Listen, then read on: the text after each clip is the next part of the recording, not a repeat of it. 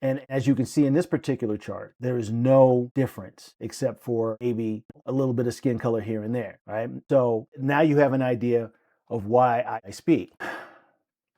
But that we have a common enemy. It doesn't matter if you're Haitian. We don't see Haitians as our enemy. We don't see Dominicans as our enemies. We don't see South Americans as our enemies. We just don't. You're a part of my family. Now, whether y'all feel the same way or not about me or any African American or foundational Black American, that doesn't matter.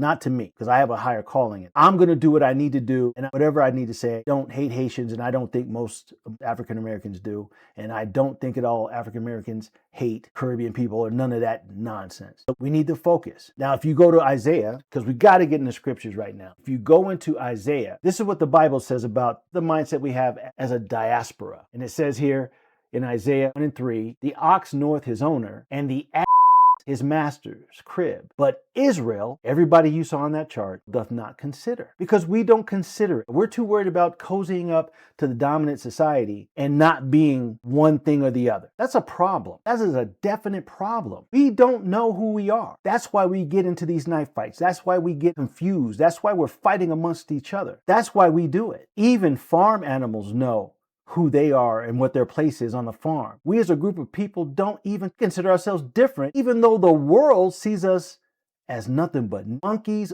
ooga boogas now, whatever the that means, and whatever else they want to call us. So this idea of nationality splitting us up, it's like cannibalism out here, because the people that run this world don't give a damn as long as you have dark skin. They have many ways to call us across the planet.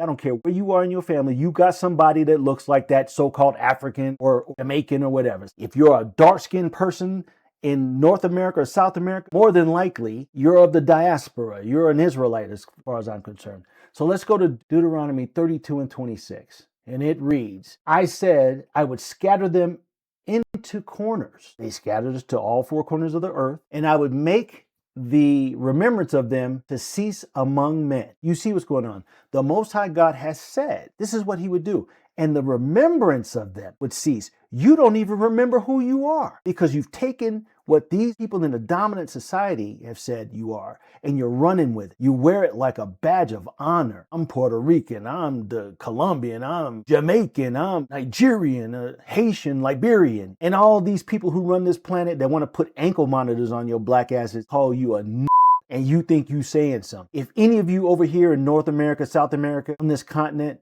of color, if you're black and you're part of the diaspora, you should be ashamed to even speak that way. And what did the Bible say? It said that the Most High God will make the remembrance of them go away. The reason why we have these disparities and these differences between us is because the Most High God made it that way. So I'm not surprised that we're having these divisions. But what does the Bible say also? Once we start doing the things he's asking us to do, then we'll understand that all of these people are our brothers and our sisters. Not Haitian, me not black, I'm Haitian, I'm Colombian. It's corny. And if you're an FBA, African American, and you're out there playing into that nonsense, that your salvation is at risk if you believe in that. I'm only speaking from my point of view. Even up in England, those people are of the diaspora, and I'm sure they go through the same shit.